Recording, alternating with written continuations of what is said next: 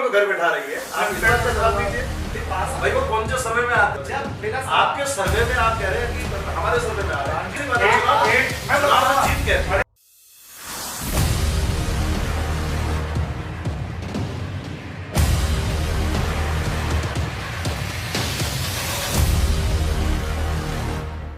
नमस्कार, बहुत बहुत स्वागत है आपका। मैं हूं देवेंद्र प्रसाद। उत्तराखंड को अलग हुए लगभग 20 साल गुजर चुके हैं। इन 20 सालों में बहुत कुछ बदला है, चाहे हम सामाजिक रूप से बात करें, चाहे हम राजनीतिक रूप से बात करें, चाहे फिर हम आर्थिक रूप से बात करें। लेकिन कुछ मुद्दे ऐसे हैं जो 20 साल पहले भी वैसे ही थे और आज भी लगभग, मैं लगभग इसलिए कह रहा हूँ क्योंकि बदलाव हुआ है, लेकिन ये मुद्दे आज भी वैसे ही हैं। चाहे हम पहाड़ों से पलायन की बात करें, चाहे हम पहाड़ों से स्वास्थ्य सेवाओं की बात करें, चाहे फिर अभी जो ज्वलंत मुद्दा है वो बेरोजगारी की बात करें या महंगाई की बात करें, इन सब मुद्दों पर चर्चा करने के लिए आज हमारे साथ मौजूद हैं आदित्य चौहान जी, जो प्रदेश मंत्री हैं भारतीय जनता पार्टी। युवा राजनीति में एक उभरता हुआ चेहरा है और युवाओं की सोच को बहुत भली भांति जानते हैं। चौहान जी, आपका बहुत बहुत स्वागत है। साथ ही हमारे साथ हैं संग्राम सिंह पुंडीर जी, जो डीएवी कॉलेज के अध्यक्ष रह चुके हैं, राष्ट्रीय सचिव रह चुके हैं यूथ कांग्रेस के और अभी प्रदेश अध्यक्ष हैं इंटेक कांग्रेस उत्तराखंड। पुंडीर जी, आपका भी बहुत बहुत स्वागत है। चौहान जी, सबसे पहला सवाल आपसे इसलिए पूछूंगा क्योंकि आप रूलिंग पार्टी के हैं, वहाँ से आते हैं, समझते हैं, सरकार हैं आप, और सरकार से सवाल पूछना हमारा सबसे पहला फर्ज है। सबसे पहला सवाल मेरा आपसे ये है कि 2022 आने वाला है और जो सबसे बड़ा मुद्दा है वो है बेरोजगारी का मुद्दा। अभी एक जो सर्वे हुआ था उसमें जो टॉप के 10 जो शहर थे ना, राज्य थे, उन राज्यों में उत्तराखंड भी शामिल है। तो कैसे आप युवाओं का वोट मांगेंगे 2022 में? देखिए, उत्तराखंड को बने में लगभग 20 वर्ष हो चुके हैं और एक अंतरिम सरकार के अलावा 3 सरकारों ने इस राज्य में राज किया है। हमारी सरकार वर्तमान में एक अंतरिम कार्यकाल को छोड़कर दूसरी बार राज्य के देवभूमि के लोगों की सेवा कर रही है। उसी के निमित्त जो बेरोजगारी वाला विषय है, चूँकि किसी भी नवोदित राज्य की उत्थान और विकास के लिए युवाओं का स्वावलंबी होना आवश्यक है और हम लोग लगातार रोजगार और विकास के विषय को लेकर सतत प्रयासरत रहते हैं। उसी के निमित्त जो युवाओं की प्राथमिकता के विषय हैं उनको लेकर हमारी सरकार लगातार निर्णय ले रही है। पिछले 4.5 वर्षों के कार्यकाल में हमारे सरकार द्वारा सरकारी रोजगार भर्ती के माध्यम से लगातार भर्तियों को निकाला गया। अभी भी आप लगातार देख रहे हैं कि प्रक्रिया जारी है। 5 जुलाई को हमारे मुख्यमंत्री श्री पुष्कर सिंह धामी जी ने घोषणा की थी कि हम 3 महीने के अंदर 22,000 सरकारी नौकरियों की विज्ञप्तियों को निकालेंगे और उस कदम की ओर लगातार हम लक्ष्य की प्राप्ति की ओर बढ़ रहे हैं। प्रतिदिन हम देख रहे हैं कि युवाओं के रोजगार के अवसर उपलब्ध कराने के लिए सरकारी रोजगार की भर्ती की विज्ञापन है, विज्ञप्त हो रहे हैं। इसके साथ ही अर्ध सरकारी क्षेत्र से लेकर स्वरोजगार के क्षेत्र को लेकर विभिन्न प्रकार की योजनाओं का मुख्यमंत्री स्वरोजगार योजना के माध्यम से, सहकारिता स्वरोजगार योजना के माध्यम से, प्रधानमंत्री स्वरोजगार सृजन योजना के माध्यम से, विभिन्न प्रकार की योजनाओं के माध्यम से युवाओं को कैसे उनके जो उनकी रोजगार की चिंता है उसकी चिंता को दूर किया जा सके, इसकी तरफ सरकार प्रयासरत है। युवा मुख्यमंत्री के हाथ में राज्य की बागडोर है। निश्चित तौर से युवा भारतीय जनता पार्टी की ओर आकर्षित है, भारतीय जनता पार्टी के साथ खड़ा है और भारतीय जनता पार्टी को युवा लगातार अपना समर्थन उत्तराखंड का देता रहा है। लेकिन युवाओं में आक्रोश भी देखने को मिल रहा है क्योंकि बेरोजगारी का जो मुद्दा है उसको आप पीछे नहीं कर सकते, क्योंकि ये भी कहा जा रहा है कि जो मुख्यमंत्री हैं वो केवल घोषणाएं कर रहे हैं, उन घोषणाओं को पूरा करने का समय बचा नहीं है।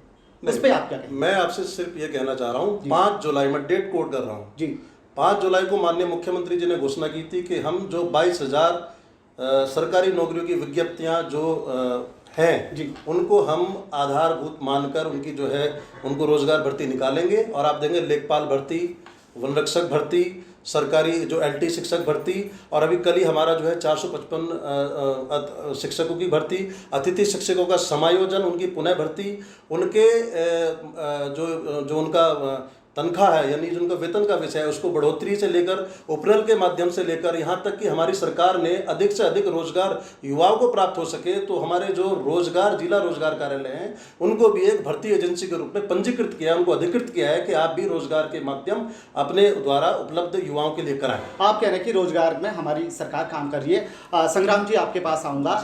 सब कुछ आपने सुना है आदित्य चौहान जी ने क्या कहा। क्या जब सरकार रोजगार उपलब्ध करा रही है तो विपक्ष क्यों कह रहा है कि बेरोजगारी बढ़ रही है? सवाल का जवाब आपसे चाहूंगा। धन्यवाद देवेंद्र जी। पहले तो आपका कि आपने जो युवाओं की बात है आपने अपने मुंह से कह दी कि युवाओं, जब आप इतनी नौकरी दे रहे हो, इतना एम्प्लॉयमेंट भर रहे हो, तो युवा क्यों आक्रोशित है? जी, केवल कागजों पे आप 5 जुलाई का कोट कर रहे हो। मैं धन्यवाद देता हूं आदित्य चौहान जी का, आप एक डेट कोट कर रहे हो। 5 जुलाई से पहले लगभग 4.5 साल थे।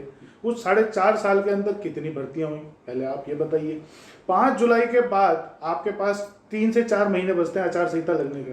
आप वो प्रक्रिया पूरी करा लेंगे? क्योंकि ये खाली घोषणाएं हैं, ये धरातल पे नहीं आने वाली, ये कुछ होना ही नहीं है, ये भी जानते हैं। केवल चुनावी फंडे हैं, क्योंकि अमित शाह जी बोलते हैं कि चुनाव में बोलना पड़ता है, चुनावी फंडे होते हैं, आपको बोलना पड़ेगा तभी आप पाएंगे। अब युवा इस चीज़ से भली बात जानते हैं, तभी उनमें आक्रोश है।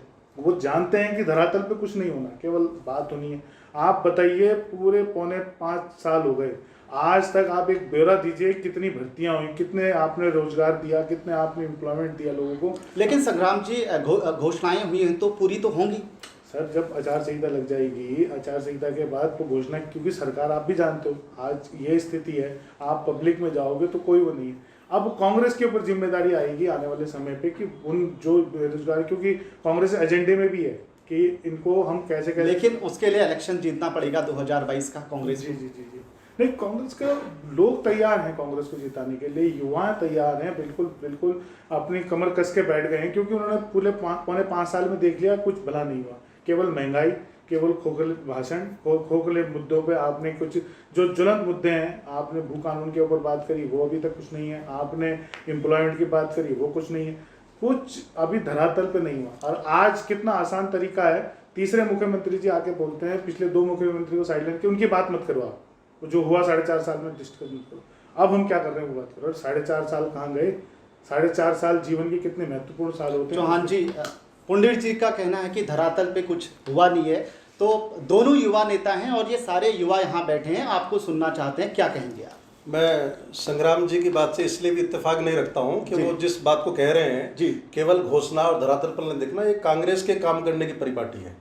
इनके पुराने मुख्यमंत्री जी लगातार घोषणा ही करते रह गए और जनता ने उनको घोषणा फिर बताकर घर पे बैठा दिया। तो भारतीय जनता पार्टी जो कहती है वो करती है। और हम लोगों ने, आप 4.25 वर्ष की बात कर रहे हैं कि भारतीय जनता पार्टी के लिए किसी सरकार में आना लोगों की सेवा करने का भाव है, सत्ता का भोग नहीं है। हमारे लिए सत्ता कोई भोग और उपभोग का विषय नहीं है। हमारे लिए सत्ता लोगों की, आम जनमानस के कष्टों को, दुखों को दूर करने का विषय है। इसलिए हम उसी को आधारभूत मानकर काम करते हैं। और मैंने सिर्फ डेट इसलिए कोड की कि आपने अभी कम समय की बात की। मैं कह रहा हूं कि जब हम 4 महीने में इन काम को करने वाले हैं, जो लोगों कॉम्पिटिटिव एग्जाम्स की तैयारी करते हैं, जिन लोगों को प्रतियोगिता परीक्षाओं के माध्यम से रोजगार को प्राप्त करना है, वो भली भांति जानते हैं कि हर रोज किसी न किसी विभाग की विज्ञप्ति जारी हो रही है। आज भी मैंने आपसे बताया कि 455 लेक्चरर की विज्ञप्ति जारी हो चुकी है। अशासकीय स्कूलों की भर्तियां आपकी सरकार ने 2012 में, आपके 13 में तत्कालीन मुख्यमंत्री जी रोक लगा के गए थे, वो अशासकीय शिक्षकों की भर्ती भी हमारी सरकार ने खोली है। आपकी सरकार ने व्यायाम शिक्षकों की भर्ती पे रोक लगाई थी, वो भी हमारी सरकार खोल रही है। ये सारे जो विषय को लेकर निर्णय हो रहे हैं वो उत्तराखंड देवभूमि के युवा शक्ति के उत्थान और विकास के लिए हो रहे हैं। और हमारी सरकार ने कहा कि जो पलायन का विषय है उसको रिवर्स पलायन मानकर कैसे हमारा जो माइग्रेट युवा है वो कैसे अपने गांव और पहाड़ और गांव में जाकर कैसे अपने स्वरोजगार के माध्यम से स्वावलंबी बनकर कैसे देवभूमि के उत्थान और विकास में अपनी सहयोग की भूमिका अदा कर सके, इसका भी प्लेटफॉर्म हमारी सरकार ने बनाया है। यह जो सोच है ये कहीं ना कहीं युवाओं की मानसिकता को उत्थान की ओर ले जाती है, प्रदर्शित होती है। जी चौहान जी, आपने एक सवाल, एक जवाब में ये बोला कि हमारी जो सरकार है वो सत्ता के भोग के लिए ली है, तो फिर तीसरे मुख्यमंत्री की जरूरत क्यों पड़ी? 3 महीने में, लगभग पिछले 3 महीने में आप अगर देखें उत्तराखंड का राजनीतिक सिनेरियो देखें तो कहीं ना कहीं आपको नहीं लगता कि तीसरे मुख्यमंत्री का नुकसान 2022 में बीजेपी को उठाना पड़ सकता है? देखिए, भारतीय जनता पार्टी एक कार्यकर्ता आधारित पार्टी है जी। भारतीय जनता पार्टी एक संगठन आधारित पार्टी है। भारतीय जनता पार्टी का जो संगठन है वो कार्यकर्ताओं के मन मस्तिष्क को लेकर निर्णय लेता है। किस कार्यकर्ता का कब और कहां कैसे उपयोग करना है, यह निर्णय लेने का काम शीर्ष नेतृत्व का है। जब कार्यकर्ता का जहां उपयोग दिखाई देता है उसका वैसे उपयोग किया जाता है। आप बताइए, आपके नेता प्रतिपक्ष स्वर्गीय इंद्रजीत जी की एक दुखद मृत्यु हुई, आप 4 महीने तक अपने नेता प्रतिपक्ष का चयन क्यों नहीं कर पाए? 11 आपके विधायक हैं, 11 में से आप नेता प्रतिपक्ष नहीं छांट पाए। आपके जो अभी वर्तमान के प्रदेश अध्यक्ष जो भी नेता प्रतिपक्ष बने हैं, आप युवाओं का भला तो तब करेंगे, आपको बने हुए तो 3.5 साल हो गए। आपने 3.5 साल बाद अपनी कार्यकारिणी उस दिन घोषित करी जिस दिन आपको नेता प्रतिपक्ष से हटाया गया। तो आप तो अपनी पार्टी के कार्यकर्ताओं को रोजगार नहीं दे पाए, बाकी उत्तराखंड के लोगों को कैसे रोजगार? संग्राम जी, चाहूंगा कि आपका आंसर चाहूंगा। आप ये कह रहे हैं कि रिवर्स प्लान की बात कर रहे थे, बड़ी मुद्दे बात है। अभी कोरोना काल आया जी, लगभग 3 से 4 लाख प्रवासी वापस आए जी, वो अलग अलग क्षेत्रों में गए जी। सरकार के पास उसका हिसाब भी है, क्योंकि उस समय सबकी मॉनिटरिंग हो रही थी जी, सरकार के पास पूरा हिसाब। आपने कितने रिवर्स प्लान को रोका? बड़ा मुद्दा कि आपने उनको कितने लोगों को क्षेत्र में काम दिया? इन्होंने कुछ करा नहीं, केवल वहाँ से उन्होंने पहाड़ों से वो जो भू के ऊपर जो इनकी खंडूरी जी जो वो लगा के गए थे, रोक लगा गए भू कानून की बात, उसके ऊपर इन्होंने हटा दिया जी। कि जो बड़े बड़े वो जो प्लेटफॉर्म वाले हैं, जो बड़े बड़े जो उद्योगपति हैं, यहाँ पर आए और यहाँ पर काम करें और यहाँ के लोग उनके अंडर काम करें जी। हमारी मांग यही थी कि अगर आपने डेवलप करना है, किसी को विकसित करना है, तो वहीं के लोगों को आप रोजगार दो ना। संग्राम जी, इसमें रोकना चाहूंगा, अगर बड़े बड़े इंडस्ट्रियलिस्ट यहाँ पे आते हैं, उद्योगपति, तो कहीं ना कहीं फायदा तो यहाँ की जनता को ही होगा, रोजगार तो जनता को मिलेगा। इस पे आप क्या कहना? मैं कह रहा हूँ कि आप जनता को रोजगार के लिए क्यों वो कह रहे हो? उनको खुद रोजगार देके उनको क्यों नहीं कहते हो कि वो रोजगार बनाए?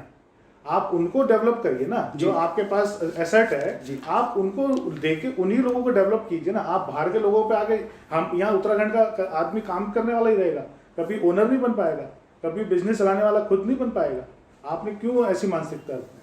हमारा केवल ये है, जो आप रिवर्स प्लान की बात करते हैं, आपके क्या एजेंडे हैं उसमें? आपके एजेंडे आप बताइए। आप बात करते हो भाई उस समय विधानसभा के अंदर कोई विधानसभा सत्र नहीं था। कांग्रेस पार्टी अपना डिसीजन लेगी कब उनको नेता प्रतिपक्ष बनाना है, कब नहीं बनाना। अपना एजेंडा है, अब वो प्लेटफॉर्म पे क्यों डिस्कस करें? क्या अपने सिस्टम है वो किस तरह? क्योंकि विधानसभा सत्र नहीं था। विधानसभा सत्र होता तो नेता प्रतिपक्ष डिक्लेयर कर देते, भाई उस समय जरूरत नहीं थी, जब जरूरत है चीजें कर दी।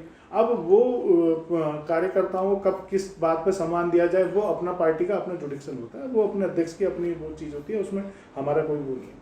पर बड़ी बात क्या है कि आज बेरोजगारी के ऊपर मुद्दा चल रहा है। बेरोजगारी का मुद्दा जो सबसे बड़ा मुद्दा है, जिसके बारे में हम डिस्कस कर रहे हैं। आज युवा बिल्कुल अपने आप को प्रताड़ित समझ रहे हैं। आज वो कह रहे हैं कि हमें एजेंडे लेके आपने आगे आए थे और कहा था, पौने 5 साल में आपने क्या करा? आप 2 मुख्यमंत्री को एकदम साइडलाइन कर देते हो कि आप उनको हटा दीजिए, आप उनके बारे में डिस्कस मत करिए। अरे भैया, पौने 4.5 साल जो 2 मुख्यमंत्री रह गए, उन्होंने क्या रोजगार दिया वो भी तो आप बताइए। आप कह रहे हो कि घोषणाएं हो रही हैं, अरे घोषणाएं धरातल पे आएंगी, आप कह रहे हो, हम भी देखेंगे, आप भी यही हैं, हम भी यही हैं, तो धरातल पे आएंगी तब देखते हैं। चौहान जी, बात वही घूम फिर के आ जाती है, जो 2 मुख्यमंत्री वाली बात होती है कि टाइम कम है, क्योंकि अगर हम लीगली देखें तो वास्तव में टाइम कम है। तो आपको क्या लगता है कि सवाल वही है, 2022 में फिर बीजेपी रिपीट करने जा रही है? बिल्कुल, निश्चित तौर से हमारा लक्ष्य 60+ पार का है और युवा भारतीय जनता पार्टी के साथ लगातार जुड़ रहा है और जुड़ते जा रहा है और उसकी संख्या में लगातार वृद्धि हो रही है। और आप जो मैं जब बात कर रहा हूं तो मैं सरकार के पौने 5 वर्ष के कार्यकाल की ही बात कर रहा हूं। इसमें कौन व्यक्ति था, कौन है, ये विषय नहीं है, सरकार का विषय है। सरकार भारतीय जनता पार्टी की है। भारतीय जनता पार्टी के जो भी व्यक्ति मुख्यमंत्री है, उन्होंने कहा है, माननीय त्रिवेंद्र जी रहे हो, माननीय तीरथ जी रहे हो, या वर्तमान के युवा मुख्यमंत्री श्री पुष्कर सिंह धामी जी रहे हो, उन्होंने कहा जो देवभूमि के लोगों की सोच है, जो भावना है, उसके अनुरूप हमारी सरकार निर्णय लेती रही है, लेती रहेगी। जो लोगों की आम मानस की जनभावना होगी उसके अनुरूप हम लोग निर्णय लेते हैं। और जो बेरोजगारी का विषय है, संग्राम जी ने तो अपनी बात का खुद ही जवाब दे दिया। अब आप जो है आक्रोश तो कह रहे हैं कि सरकारी रोजगार कब निकलेगा, और खुद कह रहे हैं स्वावलंबी बनाइए। मैं आपसे कह रहा हूं कि आपने कोरोना के फर्स्ट लॉकडाउन से आपने पता नहीं किया होगा कि मुख्यमंत्री स्वरोजगार योजना 3 लाख से 10 लाख तक का ऋण, अथाह युवाओं ने स्वरोजगार को अपनाया, वापस रिवर्स प्लान के माध्यम से उन्होंने अपनी छोटी छोटी इकाइयाँ जो जिस बजट के जिस लायक था, जिस प्रकार की उसकी हैंडलिंग थी, उसके अनुसार अपनी इकाइयाँ स्थापित करी और अपने स्वरोजगार को अपनाया। अब आप देखेंगे कि हम लगातार इस प्रकार की योजनाओं के माध्यम से यहाँ के युवाओं को स्वावलंबी बनाने का प्रयास कर रहे हैं, उसी नीति पर काम कर रहे हैं। चौहान जी, एक बात आपने कहा कि युवा हमसे जुड़ा, लेकिन दो बड़े चेहरे, अगर पिछले 10 दिन की मैं बात करूं, यशपाल आर्य जी कैबिनेट मिनिस्टर हैं, उनके जो सुपुत्र हैं संजीव आर्य जी, वो बीजेपी से कांग्रेस में आ गए और बहुत बड़ा बदलाव इसको देखा जा रहा है। तो क्यों, ऐसी क्या बात हो गई कि बीजेपी छोड़नी पड़ी उनको? आप क्या कहेंगे उनके बारे में? हमारे यहाँ माननीय मुख्यमंत्री जी ने भी कहा है, माननीय अध्यक्ष जी ने भी कहा है, मैं भारतीय जनता पार्टी का कार्यकर्ता हूँ जी। हमारे यहाँ राष्ट्र प्रथम, संगठन द्वितीय और अंतिम व्यक्ति है जी। तो उस सोच को जो अपनी मस्तिष्क के साथ मिला नहीं पाता, निश्चित तौर से उसके भारतीय जनता पार्टी की विचारधारा मेल नहीं खाता है। उनको जब लगा कि अब सरकार भाजपा की आने वाली है तो भाजपा में शामिल हो गए। अब जो है उनको लगा कि मेरी विचारधारा यहाँ मेल नहीं खा रही है, मैं कैसे, क्योंकि जो प्रकार की उनकी प्रवृत्ति रही है काम न करने की, उस प्रवृत्ति को लेकर उन्होंने खुद ही कहा है कि मैं वहाँ उनकी विचारधारा से मेल, मतलब वो राष्ट्र के, हमने कहा ना हमारे 3 सिद्धांत है। पहला सिद्धांत है कि आपको राष्ट्र प्रथम मानना है, दूसरा सिद्धांत है आपको संगठन द्वितीय मानना है, तीसरा सिद्धांत है उसके बाद कार्यकर्ता यानी व्यक्ति का नाम आता है। उन्होंने कहा मेरी इस विचारधारा से मेल नहीं खा रही है। वो कह रहे हैं कि राष्ट्र मेरे लिए प्रथम हो नहीं सकता, मेरे लिए राहुल गांधी प्रथम हो सकते हैं। फिर वो कह रहे हैं मेरे लिए संगठन द्वितीय हो नहीं सकता, उसके लिए मेरे को मंत्री बनना चाहिए। फिर वो कह रहे हैं मैं व्यक्ति हूं तो मैं ही सब कुछ हूं। अब इस विचारधारा के साथ भारतीय जनता पार्टी का मेल नहीं खाता तो चले गए, उनका व्यक्तिगत निर्णय है, इसमें भारतीय जनता पार्टी की तरफ से कोई रोक नहीं है। लेकिन भारतीय जनता पार्टी लगातार आम जनमानस के बीच उपस्थित रहकर सेवा भाव के साथ लोगों के बीच काम करते हुए लगातार अपने संगठन के विस्तार के कार्य में सतत प्रयासरत रहती है। संग्राम जी, सवाल आपसे, चौहान जी ने साफ साफ कह दिया है कि 60+ पार हम 2022 में रिपीट कर रहे हैं और जो 2 बड़े चेहरे थे उनके जाने से कोई फर्क नहीं पड़ता। सवाल आपसे है कि जब ये इतने कॉन्फिडेंस के साथ कह रहे हैं कि 2022 में बीजेपी की सरकार रिपीट हो रही, तो आप क्या कहेंगे? आप भी बोल रहे हैं कि हमारी सरकार रिपीट हो रही, तो क्या मुद्दे हैं आपके पास कि 2022 में आप भी मेहनत करेंगे? मुद्दे के साथ साथ पहले तो मैं धन्यवाद दूंगा चौहान जी का, क्योंकि इन्होंने एक बड़ी बात बोली जी कि आर्य जी को लगा कि भाई बीजेपी की सरकार आ रही है तो वो बीजेपी में ज्वाइन करके जी। तो आज उनको कुछ लगा ऐसा है कि भाई, क्योंकि सिक्स सेंस हो सकता है उनका चल रहा हो, क्योंकि आप ही क्या कह रहे हैं जी, आप ही कह रहे हैं ना कि वो भाई उनको लगा बीजेपी सरकार आ रही तो बीजेपी में चले गए जी। तो आज उनको लग रहा है कांग्रेस सरकार आ रही है, तो उनका सिक्स सेंस कह रहा है कि कांग्रेस सरकार आ रही है। अच्छा,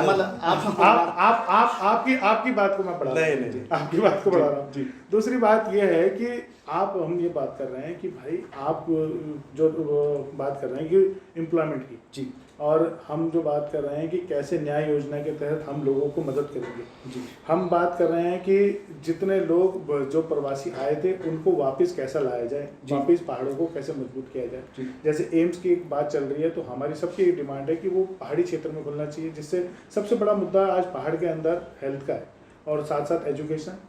जो ये 2 मुद्दे अगर पहाड़ पे हो जाएं तो पहाड़ से पलायन रुकेगा, क्योंकि इसी वजह से लोग अच्छी एजुकेशन हेल्थ के चक्कर में लोग नीचे आते हैं और अलग अलग राज्यों में चले जाते हैं। अगर हम इसमें फोकस करें और साथ साथ उनके लिए, वहीं आपने बोला कि भाई 3 से 10 लाख रुपए, तो आप एक सर्वे अपनी तरफ से भी कराइए, अपनी पार्टी की तरफ से। और देवेंद्र जी, आपसे भी निवेदन है, आप भी सब जगह जानते हैं, आप मुझे 100 लोग ऐसे दीजिए जिनको 3 से 10 लाख का लोन मिला बिना RTI के, जिनका रिटर्न भरते हैं जो, और जो बेचारे और जो रिटर्न भरते हैं प्रॉपर 3 साल से, तो कभी भी ले सकते हैं लोन, तो कहीं भी मिल रहा है। पर आप ये बताइए ना कि आप प्रधानमंत्री ने 20 लाख करोड़ रुपए की घोषणा करी कि मैं आपदा में 20 लाख करोड़ रुपए लोगों को रोजगार के लिए नई नई योजनाओं के तहत दे रहा हूँ, तो कितने लोगों को मिला?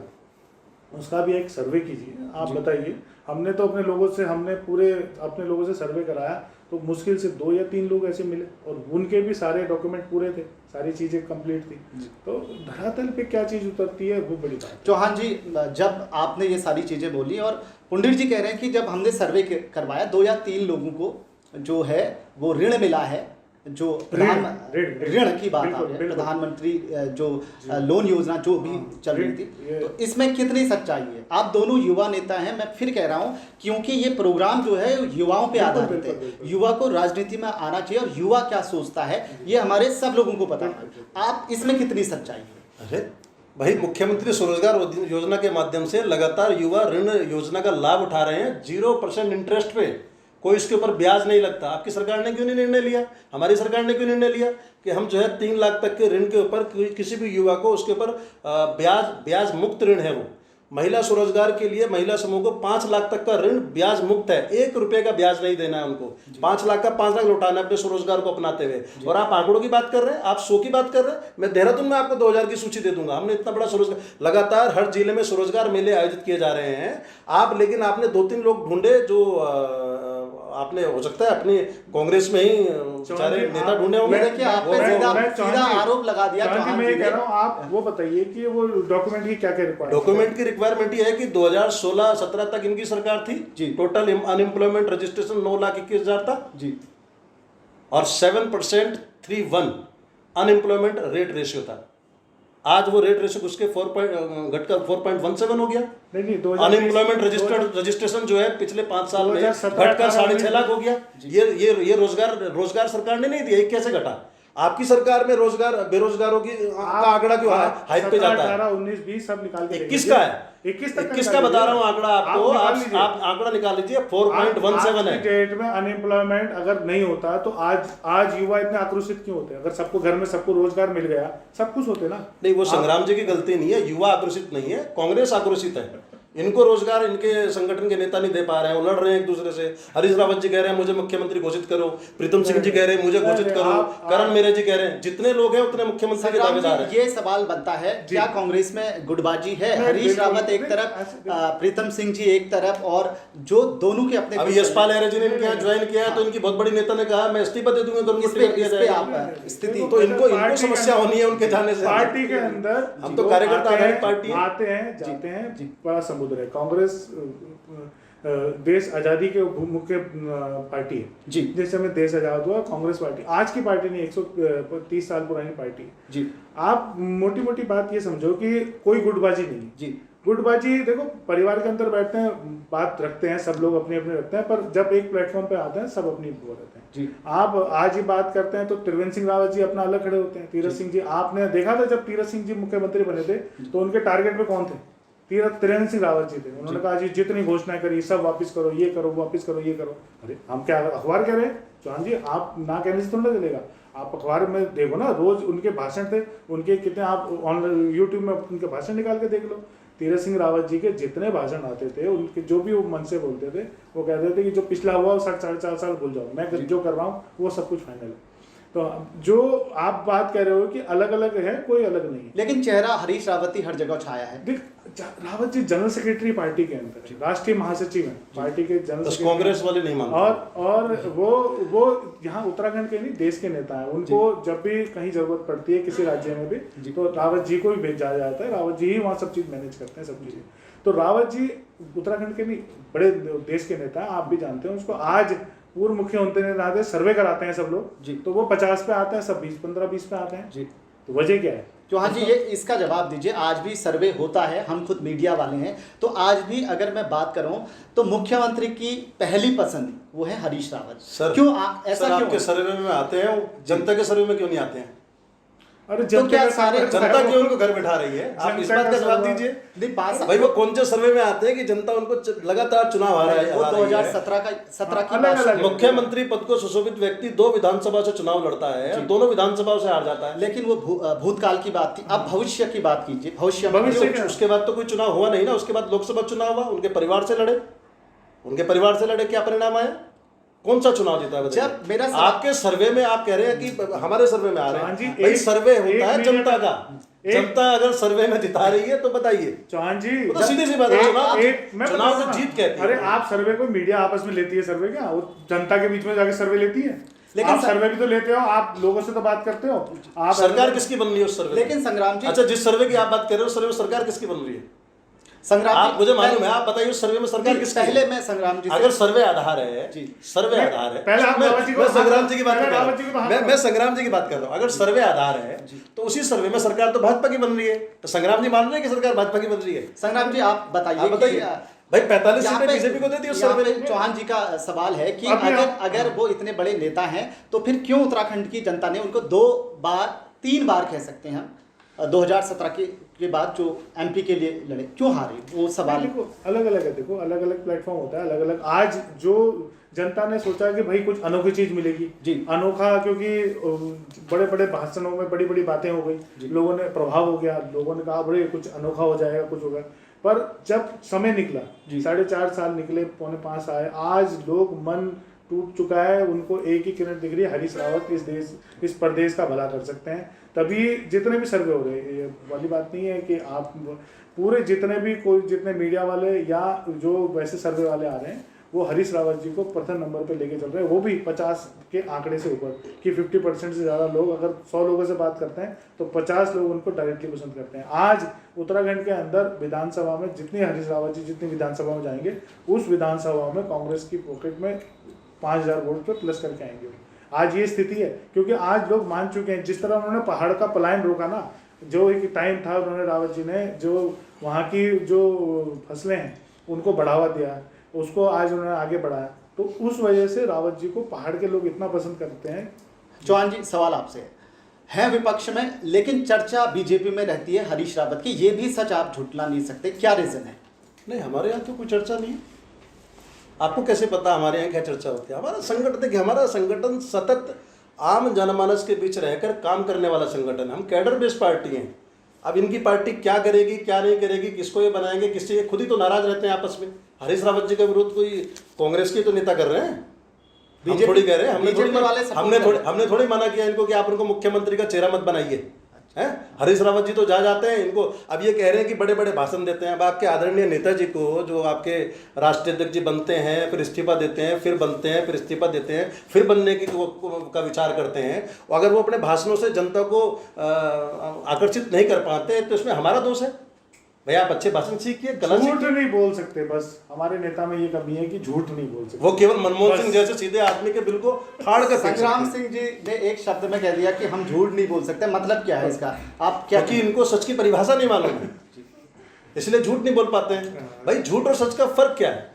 जनता के विषय को लेकर जनता के बीच जाना, उन विषयों पर जनता का सहमत हो जाना, उस सहमति होने के उपरांत किसी संगठन के पक्ष में या व्यक्तित्व के पक्ष में वोट को करना, निर्धारित के बाद चुनाव को जीतना, यही तो जनता का सर्वे होता है, यही तो जनता का पक्ष होता है। उसमें तो भारतीय जनता पार्टी जीत रही है ना। आदरणीय हरीश रावत जी, बताइए आप यहाँ सामने बैठे हैं, मैं आपके सामने कह रहा हूँ, आप कह रहे हैं हरीश रावत जी इतने बड़े नेता है। 1984 के बाद वो केवल एक चुनाव जीते, 2009 का लोकसभा चुनाव और 2012 में उपचुनाव जो है वहां से धारचूला से। कौन सा चुनाव जीते हुए? लेकिन चुनाव जीत नहीं पाते हैं और कहते हैं कि हम नंबर वन हैं। अरे भाई राजनीतिक व्यवस्था में, लोकतंत्र व्यवस्था तो चुनाव जीतना ही महत्वपूर्ण है ना। अब आपने जो है 65 साल सरकार चलाई, तो आप कहते हैं ना कि आपको जनता जिताती थी। मेरी बात सुनिए, आप ही तो दावा करते हैं। आप नहीं, मैं कह रहा हूँ सर्वे में आज लोग जो समझ रहे थे ना, कि वो सोचता था हरीश रावत जी से ज्यादा अच्छा कोई काम कर सकता है। लोगों ने ये सोचा पिछले 17 में, उन्होंने सोचा हो सकता है रावत जी से ज्यादा, पर जब आज उन्होंने पलट के पीछे देखा, आज 5 साल बाद जब लोग पलट के देख रहे हैं पीछे, तो कुछ नहीं दिख रहा उनको वही हरीश रावत दिख रहा है कि जो इस उत्तराखंड का विकास कर सकता है। आज लोग टकटकी लगाई यही देख रहे हैं कि आप जो कह रहे हैं चुनाव, भैया आज आने वाला समय बताएगा ना आपको। हाँ, चलिए ये बात तो 2022 में जनता तय करेगी कि किसकी सरकार आएगी। आज का ये आखिरी मैं कहूँगा कि सवाल रहेगा। मैं ये चाहता हूँ, आप युवा नेता हैं और जहाँ तक मुझे पता है कि आप कैंट विधानसभा से आप भी तैयारी कर रहे हैं और आप भी तैयारी कर रहे हैं, मैं ये चाहता हूँ कि आप युवाओं से संक्षिप्त में ये एक संदेश दें कि 2022 में आप युवाओं के लिए क्या करेंगे, क्या आप करना चाहते हैं अगर आपको आपकी पार्टी टिकट देती है और आप उत्तराखंड की विधानसभा में चुन के आते हैं। संक्षेप में पहले मैं चाहूँगा चौहान जी आप। मेरे यहाँ तो, हमारे यहाँ कोई दावेदारी और तैयारी का विषय नहीं होता। हम तो लगातार चूंकि जनता के बीच काम करते हैं, तो भारतीय जनता पार्टी ने सबकी जिम्मेदारी निर्धारित की हुई है और भारतीय जनता पार्टी में ऐसी कोई व्यवस्था भी नहीं है कि कोई दावेदारी या तैयारी करेगा। ये निर्णय संगठन करता है। हम एक कार्यकर्ता के तौर पर जनता के बीच, आम जनमानस के बीच संगठन के कामों को और नीतियों और कार्यक्रमों को लेकर उपस्थित रहते हैं, लगातार सक्रिय रहते हैं। और किसको क्या जिम्मेदारी मिलेगी, कौन क्या करेगा, वर्तमान में जो व्यवस्था है उसी का समर्थन मैं करता हूं। और भारतीय जनता पार्टी ने हर कार्यकर्ता के लिए उसके दायित्व और जिम्मेदारी का निर्वहन सुनिश्चित किया हुआ है। जो जिसको जो जिम्मेदारी मिलती है वो उसका निर्धारण करता है। निश्चित तौर पर मैं इतना कहना चाहता हूँ कि भारतीय जनता पार्टी की सरकार पुनः उत्तराखंड के देवभूमि के लोगों की सेवा करने के लिए उपस्थित होने वाली है। सत्ता फिर से भारतीय जनता पार्टी आने वाली है, क्योंकि युवाओं के जो विषय हैं, जो आम जनमानस के विषय हैं, जो देश की रक्षा के विषय हैं, जो सेना से जुड़े हुए विषय हैं, अटल आयुष्मान योजना हो या जिस प्रकार की भी मुख्यमंत्री स्वरोजगार योजना हो या रोजगार युवाओं के स्वावलंबन का विषय हो, मातृशक्ति के स्वावलंबन का विषय हो, इन सारे विषय को लेकर लगातार भारतीय जनता पार्टी सतत प्रयास और कर रही है, नीतिगत निर्णय ले रही है। और निश्चित तौर से मैं युवाओं से आह्वान करता हूं कि आप भारतीय जनता पार्टी की विचारधारा के साथ जुड़िए, भारतीय जनता पार्टी के साथ रहिए और भारतीय जनता पार्टी को समर्थन दीजिए जैसे आप समर्थन देते आ रहे हैं। पंडित जी, आपसे क्या कहना चाहेंगे आप? मैं छात्र राजनीति से ही सक्रिय रहा हूँ और सन 2005 में 6 में मैं वाइस प्रेसिडेंट भी रहा, पहले अध्यक्ष भी रहा जी, और संगठन में काम करते हैं। और मैं पार्टी के अंदर सक्रिय हूँ। पार्टी निर्धारित करेगी कि भविष्य में हमें क्या करना चाहिए। पार्टी के साथ हैं, पार्टी के साथ ही रहेंगे और जितना जो कुछ भी दिया अभी तक, हमारा जो भी सम्मान बढ़ा है पार्टी ने बढ़ाया है। हम पार्टी के कार्यकर्ता हैं। इम्पोर्टेंट बात क्या है कि हमने सबको लामबंद करके कैंट विधानसभा को भविष्य के लिए कैसे तैयार करना, इसके बारे में हम आपस में मंथन करते हैं और लोगों के लिए क्या क्या कार्यक्रम हो, हम सुख में दुख में। और दूसरी बात, हम लोगों तक घरों घर तक जा रहे हैं। लोग आज की डेट में आक्रोशित हैं, उनको समझा रहे हैं कि आने वाली कांग्रेस पार्टी आपके लिए क्या क्या कर सकती है, क्या क्या आपकी, अगर आप लोग ग्रेजुएट हैं, आपके लिए नौकरी के लिए जो अनएम्प्लॉयमेंट है उसको कैसे दूर करा जाए, रोजगार कैसे सुनिश्चित किया जाए। और जब तक आपका रोजगार का ना हो तब तक न्याय योजना के तहत आपको क्या मदद हो सकती है उसके बारे में बता रहे हैं। साथ साथ हम आने वाले समय में लोगों को हम इकट्ठा करके, जो लोगों की बड़ा महंगाई का एक मुद्दा आ रहा है, महंगाई मतलब बढ़ती जा रही है, रुक ही नहीं रही है। तो राज्य सरकार उसके लिए क्या कर रही है, लोगों के लिए कोई उनकी मदद नहीं हो रही है। बस केवल केंद्र की सरकार की तरफ देखते हैं कि भाई वहाँ से रेट बढ़ गए, ये हो गया और वो हो गया। तो उसके लिए भी हम लोग कैसे उसमें रावत जी के माध्यम से उनको एक जो हम वो बना रहे हैं, एक कमेटी बना रहे हैं, उसमें हम करेंगे। और हम अपील करते हैं युवाओं से कि जितने भी लोग हैं कांग्रेस के साथ जुड़े, मजबूत करें कांग्रेस को। आने वाला समय कांग्रेस का है और देश कांग्रेस की तरफ देख रहा है। संग्राम जी, आदित्य चौहान जी, बहुत बहुत धन्यवाद, आपने अपना कीमती समय हमको दिया। बहुत बहुत धन्यवाद। आपका धन्यवाद। ये थे संग्राम सिंह पुंडिर जी और आदित्य चौहान जी, युवा नेता हैं। 2022 में युवाओं के बीच एक चेहरा नया उभर कर आने की संभावना है। अगली बार मैं एक नई पर्सनालिटी के साथ फिर हाजिर रहूँगा। नमस्कार।